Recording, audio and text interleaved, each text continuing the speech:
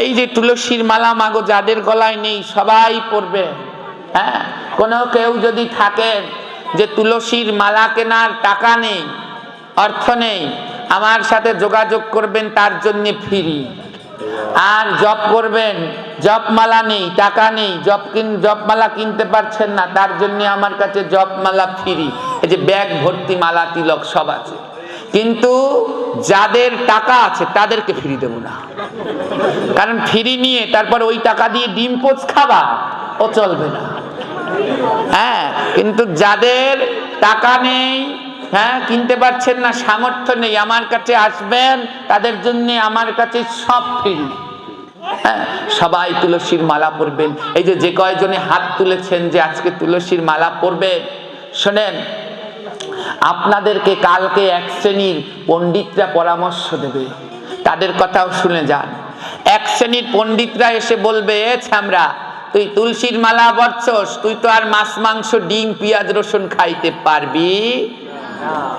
দ্বিতীয় শ্রেণীর পণ্ডিত এসে বলবে, তুলসীর মালা পরছো, এখনো ছাড়তার নেই, মিথ্যা কথা, তুলসীর মালা পরছো। এই আসবে জটিলা কুটিলারা। হ্যাঁ, এই হলো দুই শ্রেণীর। কয় শ্রেণীর?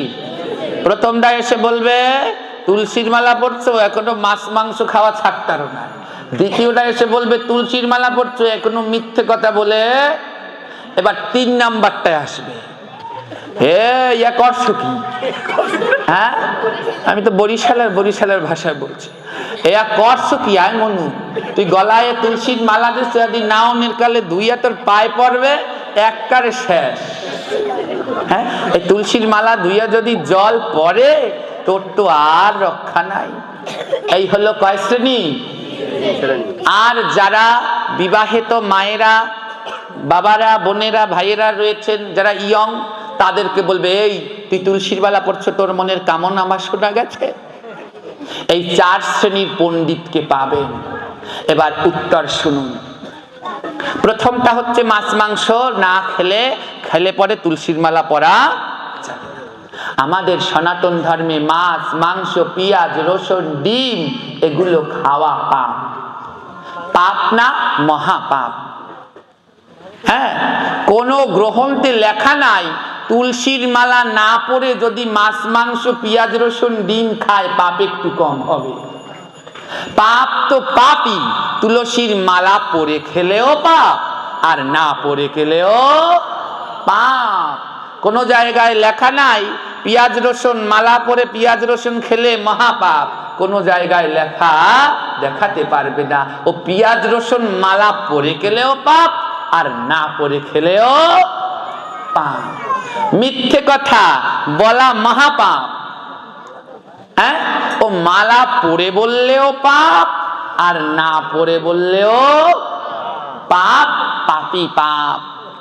তবে উপকার আছে, মালা পরলে একটু কমতে পারে। কেন? বলে তুমি যখন ওই মাছ মাংস পেঁয়াজ রসুন খেতে যাবে, তোমার গলায় যদি তুলসীর মালা থাকে, মালায় ধিক্কার দেবে, আর কত খাবি, এবার বন্ধ। যদি মাছ মাংস পেঁয়াজ রসুন খাওয়া লোককে আটকাতে চাও, অবশ্যই তুলসীর মালা পরো। মিথ্যে কথা, তুলসীর মালা পরে বললেও পাপ, না পরে বললেও পাপ। যদি মিথ্যে কথা বলা আটকাতে চাও, তাহলে গলায় মালা পরো। মালা পরলে পরে ওই মালা তোমায় ধিক্কার দেবে, আর মিথ্যে কথা বলো না। হ্যাঁ, অনেকে বলবেন, বাবা আমরা তো ব্যবসা বাণিজ্য করি, আমরা তুলসীর মালা দিয়ে মিথ্যে কথা বলি। হ্যাঁ, ব্যবসা বাণিজ্য করতে গেলে ওই লাভ করতে হলে পরে, হ্যাঁ, 10 টাকা দিয়ে কেনেন, কিনে বলেন কিনছি 9 টাকায়। ব্যবসা না করতে 10 টাকা কিনলে তো আর আপনারে দেবে না 1 পয়সাও। হ্যাঁ, এইরকম তুলসীর মালা পরলে কোনোদিন পাপ হয় না, বরং পাপের খণ্ডন হয়। বলে তুলসীর মালা গলায় থাকলে স্নান করাবার সময় ধুয়ে ধুয়ে যে মাটিতে জল পড়বে, ওটা পাপ না? কি বলছে শুনুন, পদ্ম পুরাণে বলা আছে, স্নান কালে তু যসঙ্গে দৃশ্যে তু তুলসী শোভা, সর্বতীর্থেষু স্নানায়ম ভবতি তেন ন সংশয়ঃ। বলে স্নানের কালে যার গলায় তুলসীর মালা থাকবে আর ওই তুলসীর মালায় যেই কয়টা গুটি থাকবে, স্নান করবার সময় মালা ধুয়ে যে কয় ফোঁটা জল মাটিতে পড়বে, ওই ব্যক্তির অতগুলো তীর্থ স্নানের ফল হয়ে যাবে।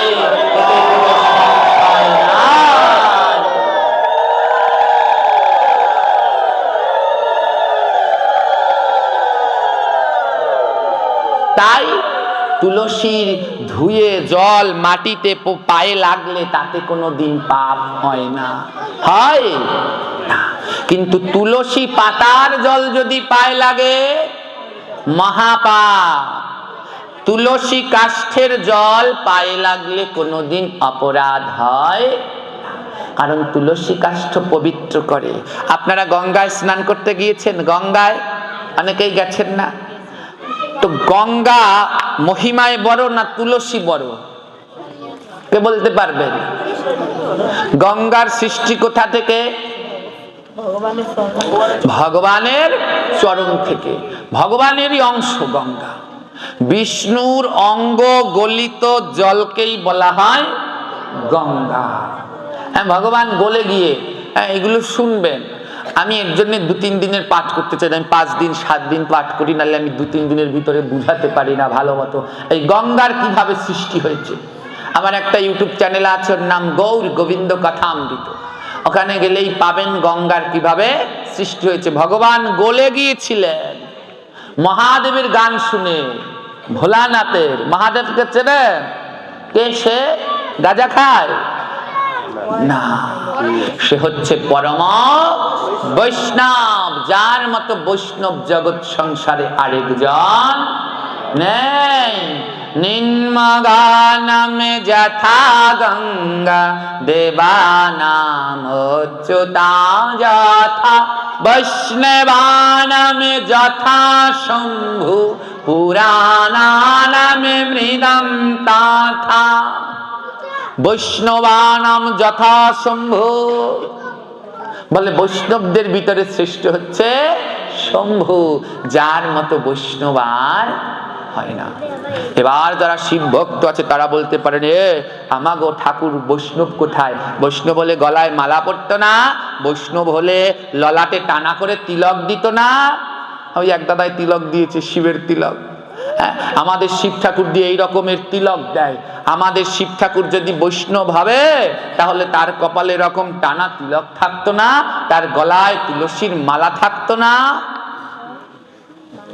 শিব কয় প্রকার? কে বলতে পারবেন? শিব ঠাকুর কয় প্রকার? পারছেন না? আপনারা ওই যে একে চন্দ্র এগুলো পড়েছেন? একে কি? চন্দ্র, আকাশে একটা। 2-এ কি কি পক্ষ? 3-এ এগুলো পড়েন নাই ছোটবেলায়? 3-এ নেত্র। কি কি নেত্র? ডান চোখ, বাঁ চোখ, জ্ঞান চোখ। 4-এ কি কি বেদ? হ্যাঁ, ঋক সাম যজুর। 5-এ পঞ্চবাণের নাম কি? এই পঞ্চবাণ। 5-এ হচ্ছে পঞ্চবাণ। পঞ্চবাণের নাম কি? মদন, মাদন, শোষণ, স্থাবন, মোহন।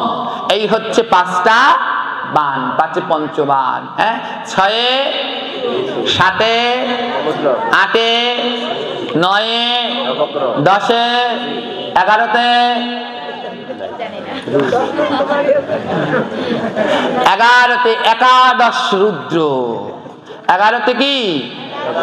12-তে দ্বাদশ আদিত্য। হ্যাঁ, এগুলো যারা পূজা করে তাদের লাগে, ব্রাহ্মণ ঠাকুরা জানে। এতে গন্ধে পুষ্পে একাদশ রুদ্রায় নম, এতে গন্ধে পুষ্পে দ্বাদশ আদিত্যায় নম। রুদ্র শব্দের অর্থ কি? হ্যাঁ, শিব। তাহলে শিব কয়টা? একাদশ রুদ্র, 11 জন শিব। দ্বাদশ আদিত্য। আদিত্য শব্দের অর্থ কি? সূর্য কয়টা? 12টা সূর্য আছে, আর শিব হচ্ছে 11টা। হ্যাঁ, শিব কয়টা? নারায়ণ কয়টা? নারায়ণ, হ্যাঁ, এই যে প্রভুর ঘরে একটা সুন্দর ছবি আছে, তোমরা গিয়ে দেখবা, খুব সুন্দর বুঝবা। হ্যাঁ, নারায়ণ হচ্ছে চারটা। নারায়ণ কয়জন? চারজন নারায়ণ, বাসুদেব, শঙ্কর্ষণ, প্রদ্যুম্ন আর অনিরুদ্ধ। হ্যাঁ, পদ্মনাভ বা প্রদ্যুম্ন নারায়ণ আর অনিরুদ্ধ, এই চার প্রকারের নারায়ণ। কয় প্রকারের? এই চার প্রকার নারায়ণ থেকে আবার তিনটা করে সৃষ্টি হয়েছে। কয়টা করে সৃষ্টি হয়েছে? তিনটা। তাহলে তিন চারে কত? এই যে তিনটা করে নারায়ণ সৃষ্টি হয়েছে, এই 12টা হচ্ছে আমাদের 12 মাস। এই 12 মাস হচ্ছে নারায়ণেরই অংশ। হ্যাঁ, তাই তিনটা করে কি কি? বাসুদেব থেকে সৃষ্টি হয়েছে কেশব, নারায়ণ, মাধব। হ্যাঁ, শঙ্কর্ষণ থেকে গোবিন্দ, বিষ্ণু, মধুসূদন। প্রদ্যুম্ন থেকে ত্রিবিক্রম, বামন, শ্রীধর। হ্যাঁ, অনিরুদ্ধ থেকে ঋষিকেশ, পদ্মনাভ, দামোদর। এই 12টা নারায়ণ। আর এই 12টা নারায়ণের নাম অনুসারেই আমাদের 12 মাস। এই 12টা নাম নিয়েই আমরা দ্বাদশ অঙ্গে তিলক করি। এইগুলোই নারায়ণ থেকে সৃষ্টি। নারায়ণ কয়টা? প্রধান হচ্ছে 4টা, তার অংশ থেকে হচ্ছে আবার। আর শিব কয়টা? 11টা। আর সূর্য কয়টা? 12টা। এগুলো মা আমাদের গণনা আছে। লক্ষ্মী কয়টা? এই যে লক্ষ্মী পূজা করেন ঘরে ঘরে, লক্ষ্মী পূজা, লক্ষ্মী কয়টা? আজকে একটু লক্ষ্মীর কথা বলে নি মায়েদেরকে যখন পেয়েছি। লক্ষ্মী কয়টা মাগো? হ্যাঁ, লক্ষ্মী হচ্ছে 8টা। লক্ষ্মী কয়টা? 8টা। আপনাদের ঘরে একটা লক্ষ্মী ঠাকুরের ছবি আছে? আছে? হাতে একটা এই সোনার কৌটা নিয়ে বসে আছে না? না কলস, না সোনার ঝাঁপি? এক হাতে সেই সোনার ঝাঁপি আর এক হাতে ধান, দেখেছেন? আচ্ছা, আপনাদের ঘরে ঘরে পূজা করে? দেখছো করে কি না করে? হাতে কি আছে বলেন? হ্যাঁ, সিঁদুরের ছাড়া। আর একদল বলে সোনার কৌটা, আর একদল বলে কলস, আর একদল বলছে ঠিক মা লক্ষ্মীর হাতে সোনার কলসও নেই, আর হচ্ছে ওই ঘটি বাটিও নেই, সোনার ঝাঁপিও নেই। মা লক্ষ্মীর হাতে আছে সিঁদুরের কৌটা। এই দুর্গা পুজো হয় আপনাদের আশেপাশে? দুর্গা পুজো হয়? হ্যাঁ, তো মা লক্ষ্মীর হাতে কি থাকে? সিঁদুরের। কয়দিনের জন্য বেড়াতে আসে মা দুর্গা? কয়দিন? 5 দিন।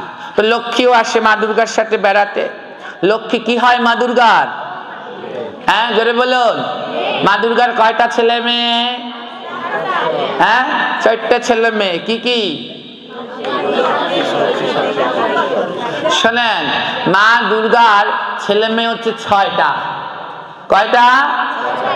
ওই লক্ষ্মী সরস্বতী মা দুর্গার মেয়ে না। মা দুর্গার থেকেও বয়সে বড় লক্ষ্মী, লক্ষ্মীর থেকেও বয়সে বড় সরস্বতী। বলে আমরা ছোটবেলায় যে বইতে বললাম ভুল, কিন্তু প্রতিবাদ করার কেউ নেই। এত বড় ভুল পড়াচ্ছে। মা দুর্গার মেয়ে হচ্ছে 3টা, অশোক সুন্দরী, জ্যোতি আর মানুষ কন্যা মনসা। আর মা দুর্গার 3 ছেলে, কার্তিক, গণেশ আর হারাপ্পা। হ্যাঁ, দুর্গাপুজোয় যান। দুর্গাপুজোয় কয়টা ঠাকুর থাকে? ওই 2টা কাঠামোর ভিতরে কয়টা ঠাকুর আছে? Gonen Gonen.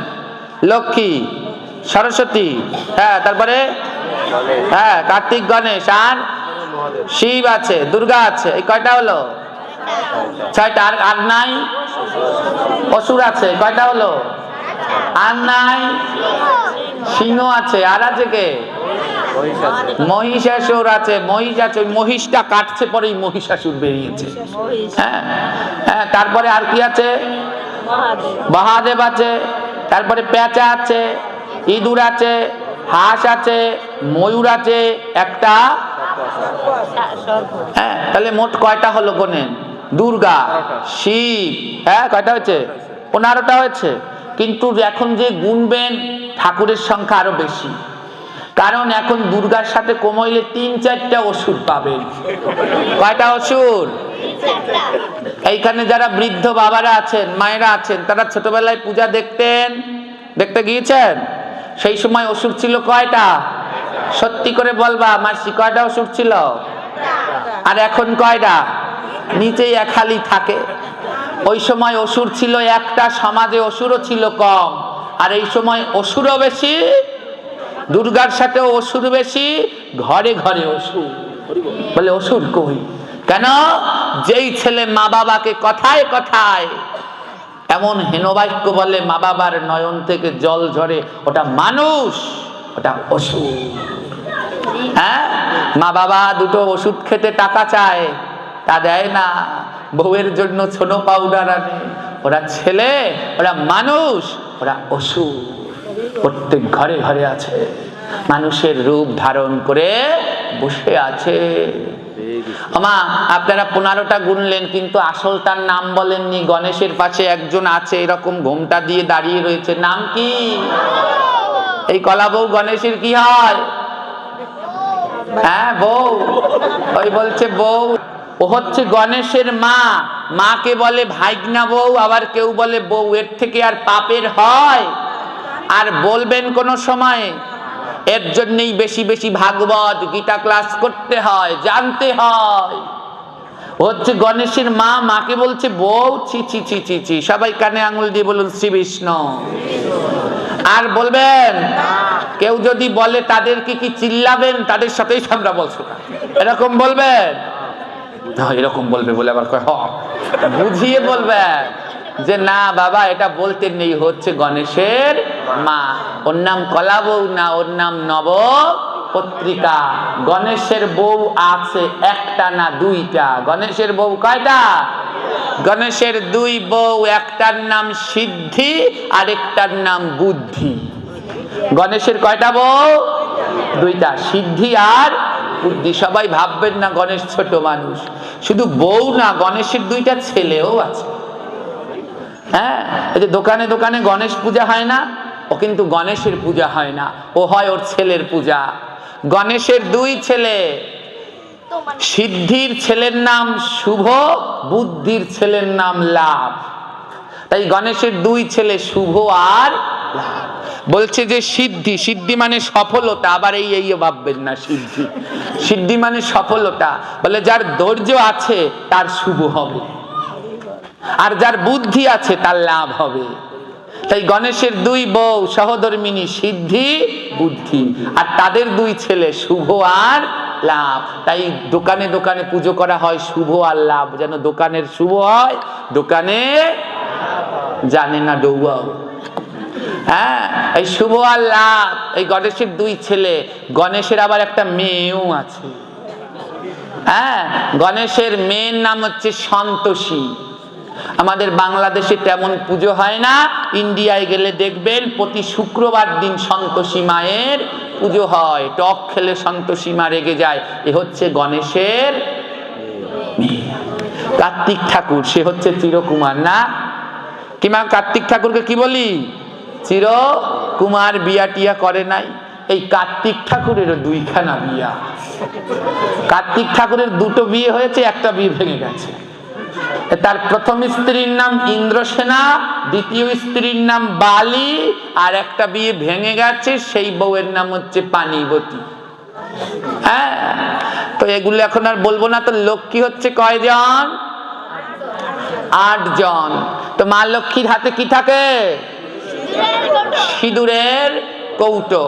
হ্যাঁ, এই হচ্ছে মা লক্ষ্মীর হাতে যে সিঁদুরের কৌটো থাকে, এ হচ্ছে আদি লক্ষ্মী। এই 8টা লক্ষ্মী রয়েছে মোট। তো এবারে এই যে লক্ষ্মীর হাতে কিসের কৌটা? কিন্তু সে সিঁদুরের দেবী, সে কিসের দেবী? তার হাতে তো থাকবে ধন সম্পদ। যেমন মা সরস্বতী কিসের দেবী? বিদ্যা বুদ্ধি জ্ঞান সঙ্গীতের দেবী। তাই তার হাতে আছে সেই বীণা, পায়ের কাছে আছে পুস্তক।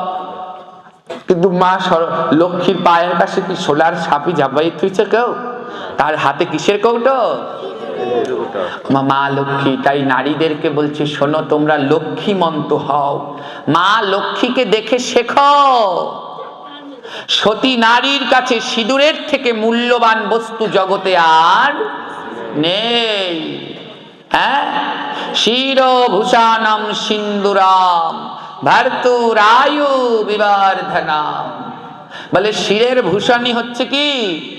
সিঁদুর। ও মা, সিঁদুর কয় জায়গায় পড়ে? হ্যাঁ, পড়ছেন? হ্যাঁ, সিঁদুর পড়তে হয় 5 জায়গায়। কয় জায়গায়? যদি এবার প্রশ্ন করি সিঁদুর কবে কোথায় সৃষ্টি হয়েছে, এক মায়েরাও পারবেন না, মুখ দেখে যা বুঝছি। হ্যাঁ, এগুলো জানা দরকার, এগুলো জানবেন, শুনবেন। সিঁদুর 5 জায়গায় পড়তে হয়। প্রথম সিঁথিতে, তারপরে ললাটে, তারপরে কণ্ঠে, তারপরে শাখায়, তারপরে বস্ত্রে। এই 5 জায়গায় সিঁদুর পড়তে হয়, একটাও পড়েন নাই। সিঁদুরে খালি দেখছেন পর কপালে টিপ দেছো কয়টা? হ্যাঁ, প্রত্যেকটা 2-1 জনের হাতে গোনা সিঁদুর, আর সবগুলোর কপালে আছে টিপ। এই টিপ পড়া মহা মহা পাপ। হ্যাঁ, এগুলো যে পড়ছো মহা মহা পাপ। এই টিপ পড়বে না। 5 জায়গায় সিঁদুর পড়লে কি হয়? সিঁথিতে যত লম্বা করে সিঁদুর দেবে, স্বামীর আয়ু তত বৃদ্ধি পাবে। কপালে সিঁদুর পড়বে, স্বামীর ভাগ্য যদি খারাপ হয়, সতী নারী কপালে সিঁদুর পড়লে ওই সিঁদুরের গুণে স্বামীর ভাগ্য খুলে যায়। আর টিপ পড়লে ওই ভাগ্য যেটুকু আছে সেইটুকু শেষ। কণ্ঠে সিঁদুর পড়তে হয়, স্বামীর নামে কেউ নিন্দা বদনাম করতে পারবে না, নিন্দুকের কণ্ঠ রোধ হয়ে যাবে সতীর সিঁদুরের জোরে, তাই কণ্ঠে সিঁদুর। শাখায় সিঁদুর পড়তে হয়, 2 শাখায়। কেন? শাখা এই হাত দিয়ে বাবা লালন পালন করেছে, হাত দিয়ে ভাইয়েরা লালন পালন করেছে, তাই 2 শাখায় সিঁদুর পড়লে ভাই এবং পিতৃকুলের মঙ্গল হয়। 5 নম্বরে বস্ত্রে সিঁদুর পড়তে হয়। বস্ত্রে সিঁদুর পড়লে সন্তানের মঙ্গল হয়। হ্যাঁ, মায়ের সন্তানের শান্তির জায়গা কোথায়? মায়ের শাড়ির আঁচল। তাই শাড়ির আঁচলে 5 জায়গায় পড়তে হয়। সিঁদুর পরার মন্ত্র আছে, কিন্তু এখন আমি সিঁদুরের কথাও বলতে পারবো না, একটু একটু করে টাচ দিয়ে যাচ্ছি। হ্যাঁ, এই টিপ আর পরবা না? পরবা মাগো, পরবা। অনেকের আবার অ্যালার্জিতে চুলকায় নাকি। আগের দিনের মায়েরা এই টিপ টুপ পরতো, 1 ফোঁটা হলেও সিঁদুর পরবে, এটাই উত্তম। হ্যাঁ, সিঁদুর পরবে। মা লক্ষ্মী কি শিক্ষা দিয়েছে দেখো, তিনি ধন সম্পদের দেবী। 5 দিনের জন্য বেড়াতে এসেছে, 1 বস্তা টাকা নিয়ে আসে নাই, সিঁদুরের কৌটাটা সঙ্গে করে নিয়ে আসছে। তোমরা তো যেইখানে বেড়াইতে যাও আগে নাও মেকআপ, সোনো, পাউডার, আইলিনি ফাইলিনি, যা 14 গোষ্ঠী আছে সব। মা লক্ষ্মী শিক্ষা দেয়, তোমরা যা যা নেবার না নেবা, সবার আগে সদবা মায়েরা নেবা সিঁদুরের কৌটা। কেমন ভাবে শক্ত করে ধরবা, কারণ ওই সিঁদুরের কৌটাটাই তোমাদের জোর। যার স্বামী হারিয়ে যায়, সবাই একটু হলুদ দড়ি দেন।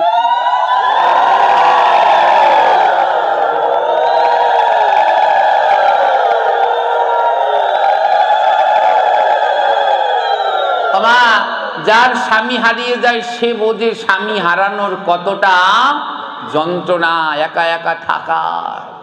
তাই সিঁদুরের কৌটোটা খুব গুরুত্বপূর্ণ। বেড়াতে গেলে সবার আগে কি ভরবা ব্যাগের ভিতরে? সিঁদুরের কৌটো। কোনো সময় নিজের সিঁদুরের কৌটো থেকে অন্যকে সিঁদুর দিতে নেই, তাহলে তার সিঁথির সিঁদুর কমে ওনার মাথায় চলে যাবে। হ্যাঁ, তাই নিজের সিঁদুরের কৌটা নিজের কাছেই রাখতে হয়। বলে বাবা বাড়িতে যদি অতিথি আসে সিঁদুর চাই, কি করব? তুমি একটা নতুন কৌটা দিয়ে দাও, ওইখান থেকে সিঁদুর দাও, কিন্তু আমার কৌটোর সিঁদুর আমি কাউকে দেব। তাই মা লক্ষ্মীর শিক্ষা, আমি ধন সম্পদের দেবী হলেও সিঁদুর ছাড়বো না, আমার সিঁদুর আমি শক্ত করে। ভ্যানিটি ব্যাগে আপনারা টাকা নেন না, ভালো মতো ক্যাটের তলে এরকম ঠাসিয়ে ধরেন, কারণ ওটার মধ্যে মূল্যবান জিনিস। মা লক্ষ্মী বলে আমার কাছে মূল্যবান হচ্ছে সিঁদুর, এর থেকে মূল্যবান আর হয় না। 8 প্রকারের লক্ষ্মী আছে। 8 প্রকারের লক্ষ্মী কি কি? আদি লক্ষ্মী, ধান্য লক্ষ্মী, বীর লক্ষ্মী, গজলক্ষ্মী, বিজয় লক্ষ্মী, বিদ্যা লক্ষ্মী, সন্তান লক্ষ্মী, সৌভাগ্য লক্ষ্মী। এইগুলো বোঝানোর জন্য আমি এইসব তৈরি করি। এই হচ্ছে 8 প্রকার লক্ষ্মী, 8 প্রকার লক্ষ্মীর চিত্রপট। এইটা হচ্ছে লক্ষ্মী যন্ত্র। এইগুলো রাখতে হয় লক্ষ্মী যন্ত্র দোকানে, ব্যবসা প্রতিষ্ঠানে, যাদের টাকা পয়সার ইচ্ছা, এই লক্ষ্মী যন্ত্র রাখতে হয়। তাহলে দেখবেন ওই ইন্ডিয়াতে গেলে দোকানে দোকানে টানিয়ে রেখে দেয়, তাহলে ওই যাদের টাকা পয়সার ইচ্ছা তাদের ওইখানে টাকা পয়সা থাকে। এই হচ্ছে 8 প্রকার লক্ষ্মী। অনেকের ঘরেই দেখি লক্ষ্মীর পুজো হয়, শুধু লক্ষ্মী বসে আছে, তার সাথে নারায়ণ। যেই লক্ষ্মীর সাথে নারায়ণ থাকে না, সেই লক্ষ্মী কোনোদিন পূজা গ্রহণ করে, কারণ সতী নারী খুশি হয় তার স্বামীর পুজো করলে। আপনি একটা বাড়িতে গেলেন, ভক্ত মানুষ, স্বামী আর স্ত্রী দুজনে মিলে, এবার আপনার স্বামী পাশে দাঁড়িয়ে আছে, আপনাকে চেয়ারে বসিয়ে চরণ ধৌত করছে, আপনার কি ভালো লাগবে? যে সতী নারী, তার ভালো লাগবে না, বলে আমার যদি না করে আমার স্বামীর করে তাহলে আমি বেশি। মা লক্ষ্মী হচ্ছে সেই 24 ঘন্টা মা লক্ষ্মী চরণের কাছ থেকে নড়ে না, 24 ঘন্টা চরণের পাশে বসে বসে সেবা করে। গৃহের ভিতরে সেই লক্ষ্মী রাখতে হয় যে লক্ষ্মী নারায়ণের চরণ সেবা করছে। ওই একা লক্ষ্মী রাখলে কোনোদিন তার পুজো হয় না। আগে নারায়ণের পুজো হবে, তারপরে মা লক্ষ্মী সেই নারায়ণের প্রসাদ গ্রহণ করবে। কারণ সতী নারী স্বামীর উচ্ছিষ্ট ছাড়া কিছু খায় না। আগে একটা দিন ছিল, আগের দিনের মায়েরা বসে থাকতো, স্বামী খেত, সেই পাতে গিয়ে মায়েরা প্রসাদ পেত। এখন আরও হয় না, স্বামীর আগে 2-3 বার খেয়ে নেয়। আবার স্বামীরাও আছে, বউকে রেখে, শুধু বউদের বলবো কেন, স্বামীরাও দোকানে গিয়ে আবার পোস মোস খাইয়ে নেয়। এই দুজনেই সমান, তাই কয়েকদিন পরে আর সম্পর্কগুলো মধুর থাকে না। এই লক্ষ্মী এবং নারায়ণ দুজনকেই গৃহের ভিতরে রাখতে হবে, তবে শুভ চিহ্নযুক্ত লক্ষ্মী রাখতে হয়। যে লক্ষ্মীর বাড়িতে গিয়ে খুঁজবেন, অনেক ছবি টানানো অনেক বাড়িতে, যে লক্ষ্মীর ডান দিকে পেঁচা, ওটা কোনো সময় লক্ষ্মী না, ওটা হচ্ছে অলক্ষ্মী। যে লক্ষ্মীর বাঁ দিকে পেঁচা, সেটা হচ্ছে লক্ষ্মী। এখন যেমন খুশি তেমন করে লক্ষ্মী ঠাকুরের ছবি আঁকে, দেবদেবীর ছবি আঁকে, মনে রাখবেন। এই যে ঠাকুর ঠুকুর যারা বানান তারাও শোনেন, দেবদেবীর বাহন সবসময় বাম দিকে থাকবে। কোন দিকে? বাম দিকে। মা দুর্গার সিংহের মুখ থাকবে কোন দিকে? ওই অসুরটার দিকে, বাম দিকে থাকবে। সব বাহনরা বাম দিকে থাকবে। দেব দেবীর বাম দিকে বাহন থাকতে হয়। বিশেষ করে লক্ষ্মী যদি বাম দিকে, ডান দিকে তার বাহন পেঁচা থাকে, তবে সেটা লক্ষ্মী না। লক্ষ্মী অলক্ষ্মী দেখতে একই রকম, ওটা হচ্ছে অলক্ষ্মী। আর যে লক্ষ্মীর বাঁ দিকে পেঁচা, ওইটা হচ্ছে লক্ষ্মী। ঘরের ভিতরে যদি ডান দিকে লক্ষ্মীর পেঁচা থাকে, তাহলে সেই লক্ষ্মী কোনো সময় ঘরের কল্যাণ উন্নতি করতে পারে না। সেই লক্ষ্মী দিয়ে গৃহের কোনো কল্যাণ হয় না।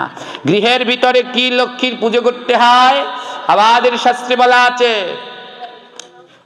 শিব বন্দিত ব্রহ্মার অর্চিত লক্ষ্মী পদ সেবিত নারদ কীর্তিত লক্ষ্মী নারায়ণ সদা গৃহে পূজিত।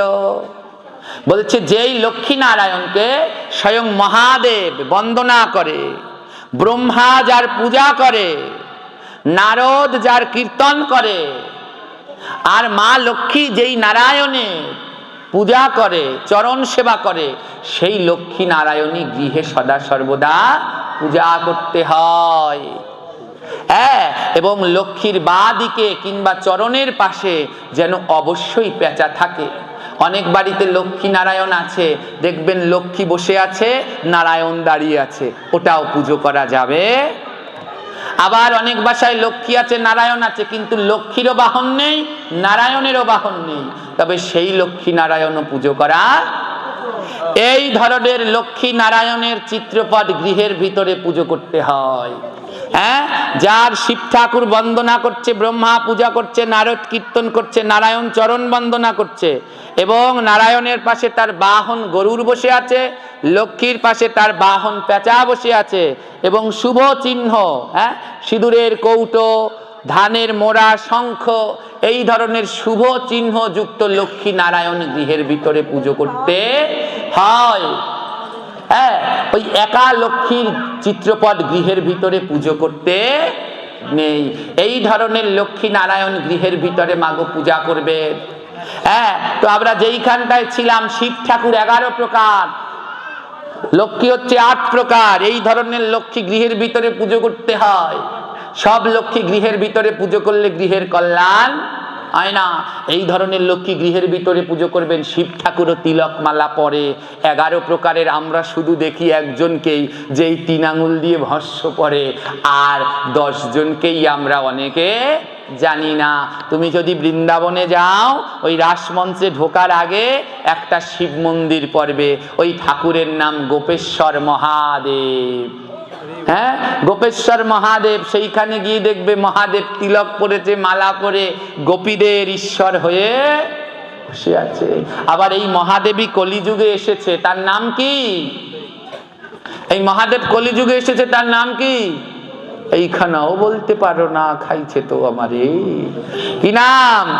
অদ্বৈত প্রভু। আমার এই যে চিত্রপট, এটা কার চিত্রপট? জোরে বলো। আছে, সবার ঘরে আছে। এই পঞ্চতত্ত্ব না থাকলে কোনোদিন গোবিন্দ সেবা হয়? গোবিন্দ সেবা করতে হলে পঞ্চতত্ত্বর চিত্রপট রাখতে হয়। গোবিন্দ সেবা করতে হলে সরগোস্বামীর চিত্রপট, যেটা আমাদের ভজনের প্রধান, এই সরগোস্বামীর চিত্রপট রাখতে হয়। এবং অবশ্যই বিন্দাজিকে রাখতে হয়। যদি কেউ বিন্দাজিকে প্রতিদিন গৃহের ভিতরে আনায়ন করতে না পারে, তাহলে বিন্দাজির চিত্রপট, যেমন এই মন্দিরের ভিতরে বিন্দাজির চিত্রপট রাখা আছে, সবসময় সম্ভব না হলে বিন্দাজির চিত্রপট ঘরের ভিতরে রাখতে হয়। গোবিন্দ সেবা নইলে হয় না, পঞ্চতত্ত্ব সরগোস্বামী বিন্দাজিকে ছাড়া। তো এই 5 জন কে কে? মধ্যখানে কে আছে? শ্রী চৈতন্য মহাপ্রভু। এই চৈতন্য মহাপ্রভুকে স্বয়ং ভগবান কৃষ্ণ। আর তার এই পাশে কে রয়েছে? ডান দিকে কে রয়েছে? ডান দিকে নিত্যানন্দ প্রভু। নিত্যানন্দকে ডান দিকে রয়েছে নিত্যানন্দ। কে নিত্যানন্দ? ওই যে বলরাম, যে বলরাম ছিল সে হয়েছে কি? নিতাই। আর তার ডান দিকে রয়েছে কে? গদাধর। শিখছ? বুঝেছিলাম ভক্ত, দেখি রসগোল্লা। হ্যাঁ, এই নিত্যানন্দের ডান দিকে রয়েছে অদ্বৈত প্রভু। হ্যাঁ, এই পঞ্চদত্ত নিত্যানন্দের এই ডান দিকে। এবার অদ্বৈত প্রভুকে মহাবিষ্ণুর অবতার, মহাদেব মহাবিষ্ণুর অবতার হচ্ছে অদ্বৈত। আর মহাপ্রভুর বাম দিকে কে আছে? বাম দিকে গদাধর। আমার কৃষ্ণের বাম দিকে কে থাকে? যেটা বলুন, রাধা রানী। তাহলে গদাধর কে? রাধা রানী। আর গদাধরের বাম দিকে আবার কে আছে? হ্যাঁ, একদল বলছে শ্রীবাস, আরেক দল বলছে শ্রীনিবাস। কোনটা হবে? এই নামের ক্ষেত্রে কিন্তু খুব সাবধান। শ্রীবাস হবে। কি হবে? এই পঞ্চতত্ত্বের ছবি অবশ্যই গৃহের ভিতরে ঠাকুর ঘরে রাখবেন, নইলে গোবিন্দ সেবা হবে না। আর তুলসী পাতাও এতাল বেতাল দেবেন না। এই 3 জনার চরণে 3 প্রভু। 3 জন কি? প্রভু। গৌরাঙ্গ মহাপ্রভু, অদ্বৈত প্রভু, নিত্যানন্দ। এই 3 প্রভুর দিবেন চরণে তুলসী পত্র। হ্যাঁ, এবার গদাধর আর শ্রীনিবাস কেউ যদি দিতে চান দিতে পারেন। গদাধরের বুকে, শ্রীনিবাসের মস্তকে। কিন্তু যদি চরণের জল পড়ে যায়, অপরাধ হলে হতে পারে, তাই এদের নাম স্মরণ করে মহাপ্রভুকে দিলেই সন্তুষ্ট। হ্যাঁ, এইভাবে তুলসী পাতা দিবেন। এই পঞ্চতত্ত্বের চিত্রপট গৃহের ভিতরে রাখবে। শোনেন, একটা মজার কথা বলি। আমি খুব প্রত্যন্ত এলাকায় পাঠ করতে যাই। তো এক জায়গায় পাঠ করতে গেছি, এই বরিশালের এই যে এইদিকে কাউয়ারচর। হ্যাঁ, কাউয়ারচর খুব একটা গ্রামের ভিতরে পাঠ করতে গিয়েছি। ওইখানে যে বাসায় আমাদেরকে থাকতে দিয়েছে, হ্যাঁ, তাদের বাসায় লম্বা একটা ঠাকুর ঘর, মানে নৌকার কাঠ আছে না, ওই কাঠ এনে ওর উপরে তক্তা দিয়ে বসিয়ে রেখেছে। কত ঠাকুর দেবতার শেষ নাই। দুর্গা, কালী, শিব, মনসা সব আছে। চাঁদ সূর্য তারাও আছে। চাঁদ সূর্য চেনো? বলবো না, বললে আবার মারামারি বাজবে। চাঁদ সূর্যও আছে, সব আছে, কিন্তু আসল নাই। আসল কি? পঞ্চতত্ত্ব নাই, রাধা কৃষ্ণ নাই। আমরা তো ভোগ না দিয়ে কোনো প্রসাদ নেই না। তা আমরা যেখানে যাই চেষ্টা করি নিজেরা রান্না করে প্রসাদ পাওয়ার জন্য। ওই আমার ভাই ও সব সময় রান্না করে, ও রান্না করে ওই ভোগ লাগায়। এবারে ও ভোগ লাগাতে গিয়েছে, গিয়ে দেখে কি পঞ্চতত্ত্ব নয়, রাধা গোবিন্দ নয়। এবার আমার ভাই বলে, দাদা ভোগ দেবো কারে? ওখানে তো রাধা গোবিন্দ নেই, পঞ্চতত্ত্ব নেই, ভোগটা দেবো কারে? তো ও গিয়ে বলছে ওই ঘরের মাতাজিকে, ও মাতাজি আপনাদের ঘরে পঞ্চতত্ত্ব নেই? একেবারে গ্রাম তো, বরিশালের ভাষা। মাতাজি বলছে হেডা আবার কি? হ্যাঁ, বলছে পঞ্চতত্ত্ব, বলছে হেডা আবার কি?